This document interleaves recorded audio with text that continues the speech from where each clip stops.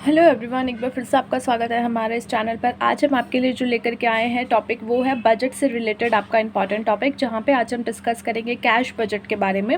Budget भी आपके जो है कई तरीके के बजट होते हैं, जैसे sales budget, production cost budget, जिनमें से काफ़ी सारे जो है बजट हम डिस्कस कर चुके हैं। Now we are going to start with cash budget. Cash budget बनाने के 3 मेन तरीके होते हैं, जिसके बारे में आज हम इस वीडियो में जानेंगे, और उनमें से एक तरीके के बारे में जो है आज हम पूरा डिस्कशन करेंगे विद एक पूरा जो है क्वेश्चन लेकर के हम यहाँ पे डिस्कशन करेंगे। So let's start the video. पर उससे पहले अगर आपने हमारे चैनल को सब्सक्राइब नहीं किया है तो जाइए चैनल को सब्सक्राइब कर लीजिए, साथ में बने हुए छोटे से बेल आइकन को प्रेस कर दीजिएगा, ताकि फ्यूचर में जब भी जो भी वीडियोज़ हम अपलोड करें उसका नोटिफिकेशन जो है आप तक सबसे पहले पहुँच जाए। So let's start it.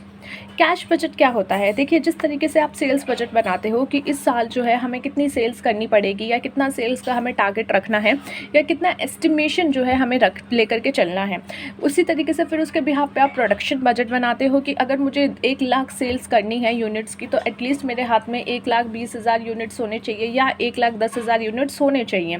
तो ये इसके अकॉर्डिंग फिर आप प्रोडक्शन करोगे, तो इस तरीके से आप फिर प्रोडक्शन बजट बनाते हो। उसी तरीके से एक कैश बजट आपका बनाया जाता है, जो कि ये बात लेकर के देखा जाता है कि आने वाले कुछ साल में, आने वाले कुछ महीने में, या जो भी टाइम पीरियड आप बना रहे हो, जिसके लिए आप कैश बजट बना रहे हो, उस टाइम पीरियड में मुझे कितने कैश की रिक्वायरमेंट होगी, या फिर कहाँ कहाँ से मुझे कैश मिल सकता है और कहाँ कहाँ मेरा कैश जा सकता है, और उनमें से जो है कितना कैश का मेरे पास शॉर्टेज पड़ेगा, ताकि मैं उसके लिए अलग अलग जगह जा कर के जो है प्रिपेयर करूँ कि इतना कैश मेरे लिए जो है आ जाए। जैसे अब मैंने डिसाइड कर लिया बजट में कि मुझे प्रोडक्शन करना है, प्रोडक्शन बजट करना है 1 लाख यूनिट का। अब प्रोडक्शन करना है तो हवा में प्रोडक्शन नहीं होगा, उसके लिए आपको चाहिए होगा डायरेक्ट मटेरियल, उसके लिए आपको देना पड़ेगा लेबर को पैसा, उसके लिए आपको भरने पड़ेंगे administration expenses, selling expenses and all other expenses. तो वो सारे एक्सपेंसेस को मेट करने के लिए आपको चाहिए होगा कैश। तो अब आप जो है ये जानते हो कैश बजट में कि आपको कितने कैश की रिक्वायरमेंट पड़ने वाली है। So a summary statement of the firm's expected cash inflows and outflows over a projected time period, यानी कि एक टाइम पीरियड जो प्रोजेक्टेड टाइम पीरियड है उसमें कितना आपका कैश का इनफ्लो होने वाला है, कितना आउटफ्लो होने वाला है। अब आपको पता है कि यार यहाँ से मुझे इंटरेस्ट मिलता है, तो ये कैश तो मुझे यहाँ से मिल जाएगा, तो इतना कैश मुझे जो है इनफ्लो आ रहा है।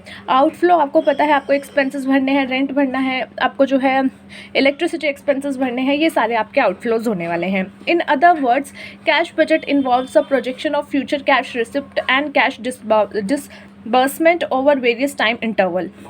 अगर दूसरी लैंग्वेज में बोला जाए तो कैश बजट एक तरीके से प्रोजेक्शन होता है कि फ्यूचर में आपको कितने कैश मिलने वाला है और कितना कैश आपके जेब से जाने वाला है over a various time interval. While preparing cash budget, seasonal factor must be taken. जब आप कैश बजट बनाते हो तो सीजनल फैक्टर्स को भी आपको क्या है ध्यान में रखना पड़ता है। In practice cash budget is prepared on a monthly basis. Normally जो है इन प्रैक्टिकल वर्ल्ड अगर आप देखो तो कैश बजट क्या होता है, मंथली बेसिस पे प्रिपेयर किया जाता है। A cash budget helps the management in determining the future cash need of the firm। अब कैश बजट क्या किस तरीके से हेल्प करेगा मैनेजमेंट को? पहला तरीका है कि वो उनको फ्यूचर में कैश की कितनी नीड होने वाली है ये डिटरमाइन करने में हेल्प करेगा। Planning for financing of the needs, कि भाई इतनी नीड है तो उसको कैसे फाइनेंस करना है, इसमें हेल्प करेगा। Exercise control over cash and liquidity of the firm. अब बात करते हैं कैश बजट बनाने के कौन से तरीके हैं। तो कैश बजट बनाने के 3 मेन तरीके हैं। पहला है आपका receipt and payment method, second one is your adjusted P&L account method, third one is your balance sheet method. Today we are going to discuss about the receipt and payment method. Receipt and payment method में क्या होता है, वो सारी चीज़ों को ध्यान रखा जाता है, उन सबको अकाउंट्स में जो है कंसिडर किया जाता है जो आपको रिसिप्ट होने वाला है या जो आपकी पेमेंट होने वाली है इन फ्यूचर, जो आपका एस्टिमेशन ऑलरेडी है।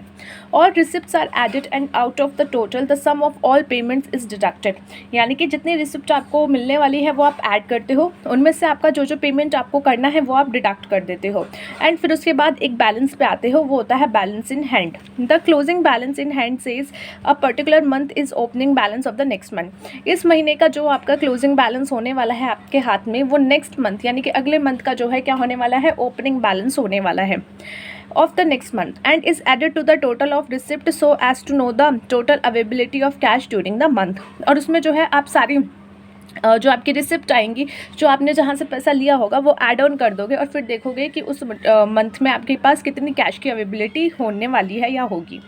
The receipt and payment during the budget period are found out from various functional budget prepare.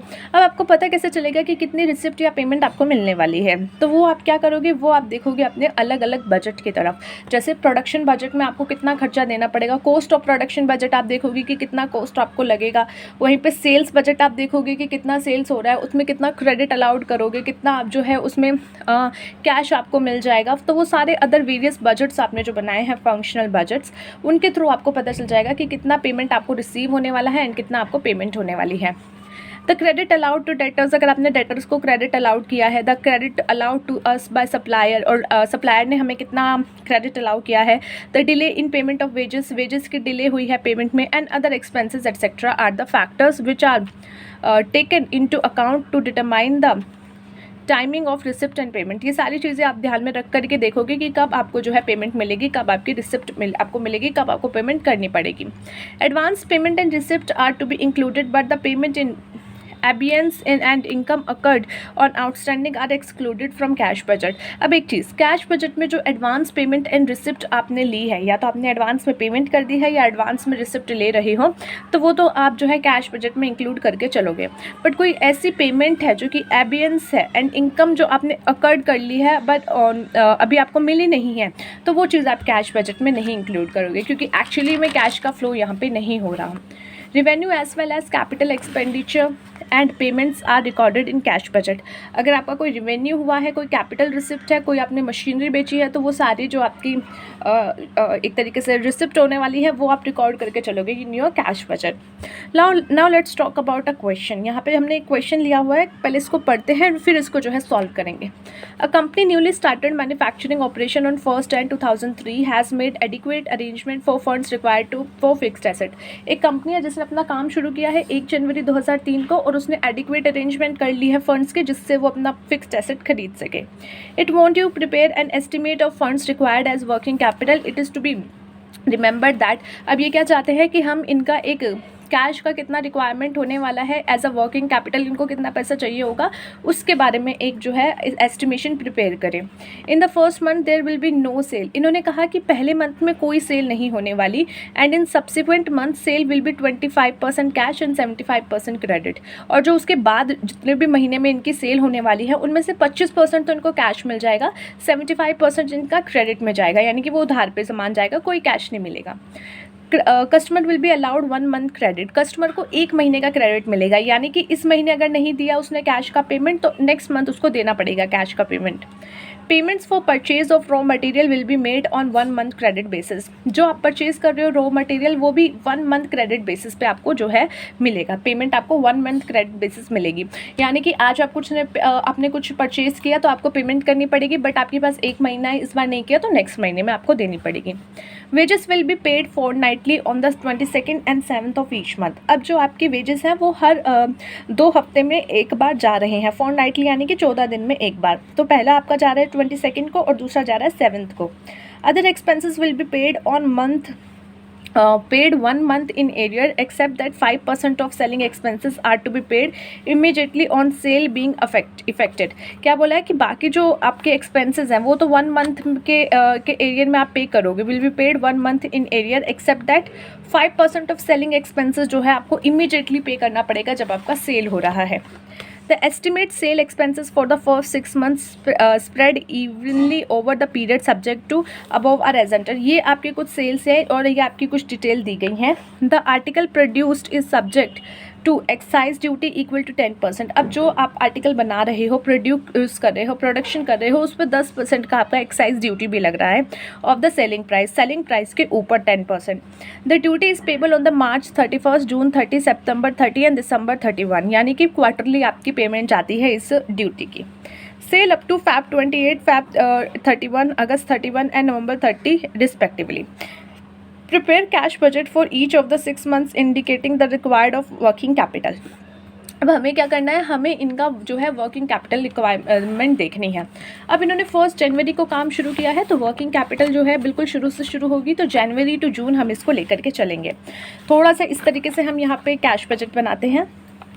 इसको यहाँ पे आप देखिए, सबसे पहले आप लिखेंगे cash budget for this 6 month ended on June 30, 2003। ठीक है। फर्स्ट ऑफ ऑल यहाँ पे आपके सबसे पहले पर्टिकुलर्स आएंगे, and then January, February, March, April, May and June. ठीक है, ये आपके मंथ्स हो गए, ये आपके पर्टिकुलर्स हो गए। सबसे पहले आपको क्या देखना है कि कितना पैसा आपको मिल रहा है, यानी कि रिसिप्ट आपको कितने मिल रही है, रिसिप्ट आपको कहाँ कहाँ से मिल रही है। तो सबसे पहले यहाँ पे ओपनिंग जो है बैलेंस लिखा जाता है, पर उससे भी पहले हम क्या करेंगे, जनवरी का सेशन देख लेते हैं। जनवरी में कितना कैश रिक्वायरमेंट होने वाला है। देखो जनवरी में सीधा सीधा बोल दिया कोई सेल नहीं है, ओपनिंग बैलेंस भी नहीं है क्योंकि शुरू हुआ है, अभी काम जस्ट शुरू हुआ है, तो ओपनिंग कुछ नहीं है। कैश सेल्स जो है वो भी हमारी अभी कुछ नहीं है। उसके अलावा अगर आपने रिसिप्ट किया है कस्टमर से, रिसिप्ट फ्रॉम कस्टमर, वो भी हमारे पास कुछ नहीं है क्योंकि काम शुरू ही हुआ है। वहीं पे ये आ गया आपके पास कैश अवेलेबल का टोटल, कि ये तीनों चीज़ें मिला करके कितना कैश आपके पास बन रहा है। तो ये कैश अवेलेबल का टोटल आपके पास बन जाएगा। उसके बाद आप देखोगे पेमेंट्स आपकी कितनी हो रही हैं। अब पेमेंट्स में आपकी सबसे पहले आएगी वेजेस, क्योंकि वेजेस इंपॉर्टेंट है, और वेजेस आपकी जा रही हैं, यहाँ पे सीधा सीधा लिखा है कि वेजेस आपकी जाने वाली हैं, कितने जाने वाली हैं, फोरनाइट बेसिस पे जाने वाली हैं, यानी कि जो है महीने में 2 बार वेजेस जाएंगी। वेजेस कितनी है, 60,000 वेजेस है। 60,000 वेजेस है का मतलब क्या है कि ये 6 महीने, तो देखिए वेजेस आपके कितने हैं, वेजेस आपके 60,000 है, यानी कि ये पूरे के पूरे 6 महीने के लिए 60,000 है। तो अब ये जो 6 महीने के लिए आपका 60,000 का वेजेस है, अगर आप इसको देखो तो हर महीने में कितना आया, 10-10 हज़ार रुपये। अब यहाँ पे जो है आप वेजेस कब कब भर रहे हो, आप वेजेस भर रहे हो अपना 27 को और 7th ऑफ ईच मंथ। ठीक है, अब 27th and 7th of each month आपका जो है वेजेस जा रहा है। तो पहली बात 7th को जाएगा और फिर उसके बाद 22nd को जाएगा। तो एक तो 1 से लेके 7 तारीख के बीच में 7 दिन का हो गया, एंड उसके बाद 7 से लेके 22 तारीख के बीच में अगर देखा जाए तो कितने दिन आपके बनते हैं, तकरीबन 16 दिन बनते हैं। तो 16 और वो स्टार्टिंग के आपके 7 दिन तक का जो आपका बना, तो ये पूरे जितने भी दिन बने एक तरीके से सिर्फ जो है 3 हफ्ते का आपको वेजेस मिला, यानी 75% वेजेस आपको मिलेगा। बाकी का जो इसका वेजेस होगा वो आपको नेक्स्ट मंथ में जब आपकी ड्यू डेट आएगी 7 तारीख उसमें मिलेगा। इसीलिए 10,000 का 75% अगर आप करोगे तो यहाँ पे आ जाएगा 7,500 रुपीज़, जो कि आपको एज अ वेजेस देने पड़ेंगे। कौन से मंथ में, फर्स्ट मंथ में। तो यहाँ पे जो है आप लास्ट में लिखिए टोटल पेमेंट एंड उसके भी लास्ट आप लिखिए closing balance, that is going to be A minus B, यानी कि ये टोटल पेमेंट B है और कैश अवेबिलिटी A है। तो कैश अवेबिलिटी आपके पास अभी कुछ नहीं है, पर आपके जेब से पैसा जो है पेबल जा रहा है 7,500, यानी कि अभी आपका जो है कैश जा रहा है या फिर नेगेटिव आपके पास हो रहा है 7,500। पहले महीने में आपको 7,500 रुपये का कैश चाहिए होगा आपको ठीक तरीके से चलने के लिए। अब ये जो 7,500 रुपये क्लोजिंग बैलेंस है, that is going to be the opening balance of your next month means फरवरी। तो नेगेटिव 7,500 जो है ये आपका होने वाला है ओपनिंग फरवरी के लिए। अब देखिए क्या बोला गया है, सेल्स बोली गई है 3,60,000 की, सेल्स बोली गई है 3,60,000 की। और ये 3,60,000 कितने महीने की है, पूरे 6 महीने की, जहाँ पे फर्स्ट मंथ में कोई सेल नहीं है। तो यानी कि बाकी बचे हुए 5 महीने की ये सेल है। तो देखिए 3,60,000 जो है सेल है कितने महीने की, 5 महीने की, यानी कि 72,000 की सेल है। वहीं पे बोला गया है कि जो आपको कैश मिलेगा वो कितना मिलेगा, सिर्फ और सिर्फ 25,000 रुपये कैश सेल मिलेगी। सिर्फ और सिर्फ 25,000 रुपये कैश सेल आपकी होने वाली है। तो इसका 25% यानी कि 18,000। तो यहाँ पे जो हमारी कैश सेल है फरवरी की वो होगी 18,000। साथ ही साथ जो है ये सब महीने के लिए सेम है, तो इसलिए यहाँ पे हर जगह आप लिख सकते हो 18,000 रुपये कैश सेल में, 18,000 कैश सेल में, 18,000 कैश सेल में। Next is receipt from customer. अब देखो इस 18,000 का तो रिसिप्ट नहीं हुआ कोई भी पहले महीने में। क्या बोला गया था कि जो 1 महीने का आपका रिसिप्ट है वो उसको आप कितना क्रेडिट दे रहे हो पार्टी को, सिर्फ 1 महीने का, यानी कि जो 75% आपने उधार पे सेल की है उसका जो पैसा है वो आपको कब मिलेगा, नेक्स्ट मंथ मिलेगा। तो देखो यहाँ पे आपने सेल कितनी की थी, 3,60,000 के अकॉर्डिंग जो कि हर 5 महीने में डिवाइड करो तो 72,000 बनती है। तो यानी कि इसमें से आपकी 18 तो कैश सेल हो गई। बाकी जो 54,000 यहाँ पे आपने फरवरी में क्रेडिट सेल किए, उसका पैसा आपको मिलेगा मार्च में। मार्च में जो क्रेडिट सेल हुई उसका पैसा मिलेगा अप्रैल में। अप्रैल में जो क्रेडिट सेल हुई उसका पैसा मिलेगा मई में, क्योंकि सारा अमाउंट सेम है तो इसलिए हम सेम लिख रहे हैं। और मई में जो क्रेडिट सेल हुई उसका पैसा मिलेगा जून में। एंड जून में जो क्रेडिट सेल हुई उसका पैसा मिलेगा जुलाई में। पर हमें सिर्फ 6 महीने का रिकॉर्डिंग करना है तो हम इसको सिर्फ इतना लेके चलेंगे। अब बात करते हैं वेजेस के बारे में। देखो वेजेस आपका पहले महीने में तो देखो सिर्फ आपका 22 तारीख तक आया, लेकिन अब नेक्स्ट महीने में आपको पूरा पैसा देना पड़ेगा वेजेस का, यानी कि 60,000 रुपये जो आपका 10-10 हज़ार रुपये बन रहा था हर महीने का, अब क्या चला जाएगा फरवरी में। क्योंकि पिछले जनवरी के जो महीने दिन छूट गए, 7 दिन छूट गए, क्योंकि आपने 22 को पेमेंट करी तो 23, 24, 25, 26, 27, 28, 29, 30, 31 जो ये दिन छूट गए आपके, इसकी पेमेंट अब आपको फरवरी में करनी पड़ेगी। तो फरवरी में एक तो पिछले जो 7-8 दिन बचे उसका फरवरी के 7 तारीख तक, एंड फिर उसके दोबारा 22 तारीख तक, एक तरीके से पूरे मंथ की पेमेंट आपकी यहाँ गई। तो 10,000 रुपये वेजेस आपके यहाँ पे हर महीने में आपका कैलकुलेशन में चला जाएगा। तो 10,000 रुपये पूरा वेजेस आपका चला जाएगा इन योर एवरी मंथ। ठीक है, नेक्स्ट यहाँ पे बात करते हैं और क्या क्या दिया गया है। सेल्स का हमारा जो है पॉइंट क्लियर हो गया, वेजेस हमारा क्लियर हो गया। अब बात करते हैं हमारा जो है मटेरियल को लेकर के। ये मटेरियल हमने कितना कंज्यूम किया है, 1.5 लाख रुपए तक का। तो पहले महीने में कुछ नहीं हुआ है, तो उसके अलावा बोले गया तो 5 महीने में ही सब कुछ आपका जो है यहाँ पे कैलकुलेशन हुआ है। तो 1.5 लाख का मटेरियल हम 5 महीने में खा गए, यानी कि एक महीने में कितना खाया हमने, 30,000 का।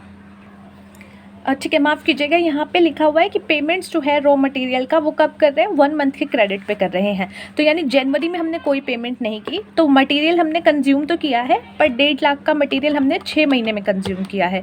ठीक है, 1.5 लाख का मटेरियल हमने 6 महीने में कंज्यूम किया है, यानी 25,000 का मटेरियल हर महीने कंज्यूम हुआ है। तो जनवरी का जो हमने मटेरियल कंज्यूम किया, हमें कितने महीने का क्रेडिट मिल रहा है, 1 मंथ के क्रेडिट मिल रहा है। तो यानी जनवरी में जो कंज्यूम किया उसका पैसा भरेंगे फरवरी में, फरवरी में जो कंज्यूम किया उसका पैसा भरेंगे मार्च में।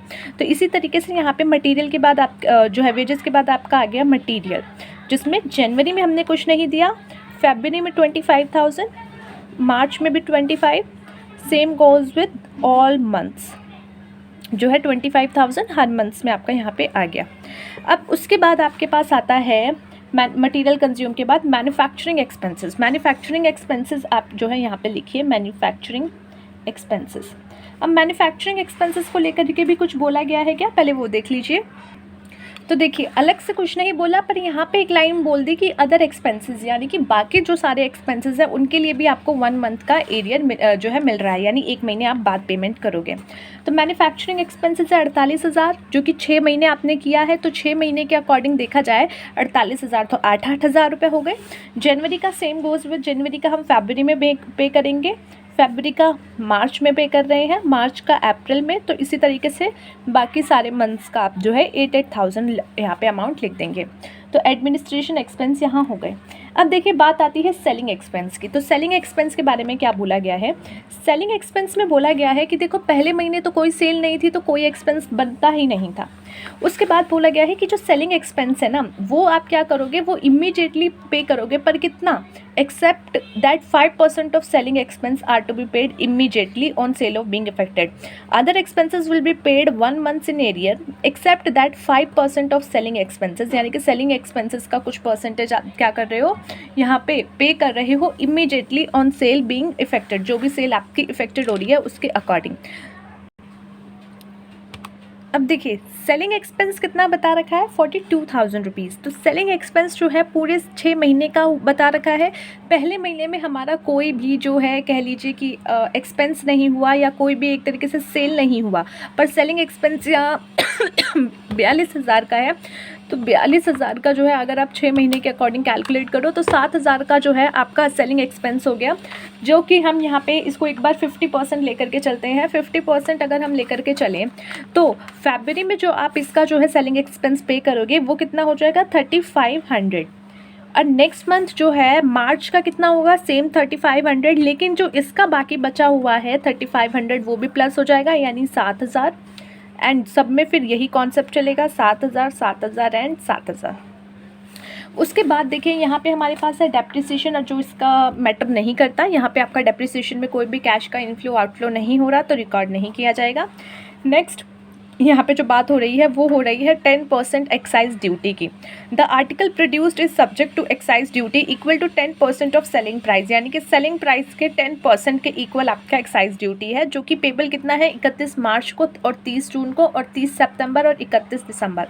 28 जो कि सेल आपकी कितने देखी जाएगी कि सेल आपकी देखी जाएगी जब आप मार्च में अपना एक्साइज पे करोगे तो आप फरवरी 28 तक की सेल देखोगे, जून में जब आप पे करोगे तो मई 31 तक की आप सेल देखोगे, सितंबर 30 को जो आप एक्साइज ड्यूटी पे करोगे वो अगस्त 31 तक की देखोगे, और दिसंबर 31 में नवंबर 30 तक की। ये बात बोली गई है क्वेश्चन में।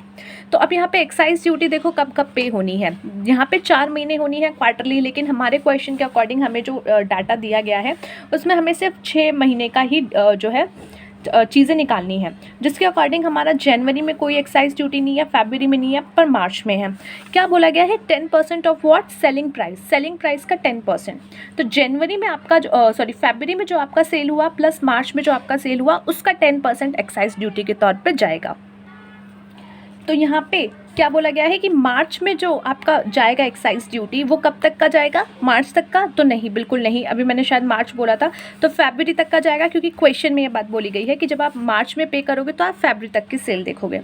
अब देखो हर महीने सेल कितनी हो रही थी, 72,000 रुपये अभी हमने कैलकुलेट किया था, क्योंकि सेल है पूरी साल 6 महीने की 3,60,000, ठीक है, जिसका कितना जो था 5 महीने में कवर अप हो रहा था, तो 72,000 एक महीने की, तो एक महीने की 72,000 पे आपकी सेल हो रही है। तो एक महीने जो फरवरी में सेल हुई है 72,000 की, उसका 10% इज़ गोइंग टू बी 7,200, जो कि आपका क्या हो जाएगा, आपका हो जाएगा मार्च में एक्साइज ड्यूटी का पेबल, एक्साइज ड्यूटी का पेबल मार्च में। अब वहीं जो है आपका जो है अप्रैल में नहीं जाएगा, मई में नहीं जाएगा, पर जून में जाएगा, और जून में किस किस महीने का जाएगा, अप्रैल का और मई का। मई 31 तक जो बन रहा था वो आपका जून में जाएगा। तो एक महीने की अगर 72,000 है तो 2 महीने की हो गई 1,44,000, तो 1,44,000 प्लस अब एक और चीज़ देखो कि यहाँ पे हमने जब मार्च में भरा था तो मार्च में हमने किस किस का भरा था, मार्च में हमने सिर्फ जनवरी और फरवरी का भरा था, तो यानी कि इसमें मार्च की भी सेल प्लस होगी, मार्च की भी सेल प्लस होगी, जो कि आपका हो जाएगा 72,000 into 3, that is going to be 2,16,000, और इसका 10% हो जाएगा 21,600, 21,600। अब यहाँ पे आपको क्या करना है, एक एक का कैलकुलेशन करते जाना है और उसका जो है क्लोजिंग निकाल के नेक्स्ट के ओपनिंग में चढ़ाना है। तो ये नेगेटिव में 7,500 है, तो 18,000 प्लस करके मैं यहाँ पर ही नेगेटिव कर लेती हूँ 7,500, तो ये आ गया 10,500। तो यहाँ पे अवेबिलिटी मेरे पास कितनी आ गई, 10,500। अब इसमें से माइनस होगा 10,000 माइनस 25 माइनस 8 माइनस 3,500, यानी कि अब यहाँ पे आपके पास कितना जो है बच के आ गया। तो थोड़ा सा इसको एक बार दोबारा कैलकुलेट करते हैं। देखिए 10 और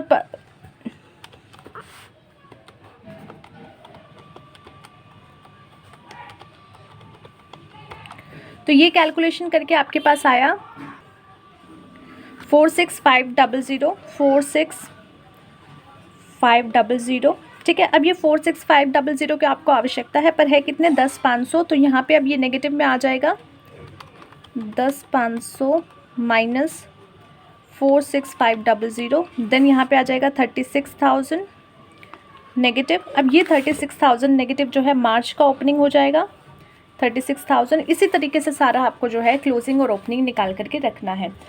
थोड़ा सा तबीयत ख़राब है इसलिए आपको ज़्यादा डीपली नहीं समझा पा रही हूँ, बट अगर आपको लगता है कि हाँ एक बार और इस क्वेश्चन को समझना है तो प्लीज़ कमेंट बॉक्स में बता दीजिएगा।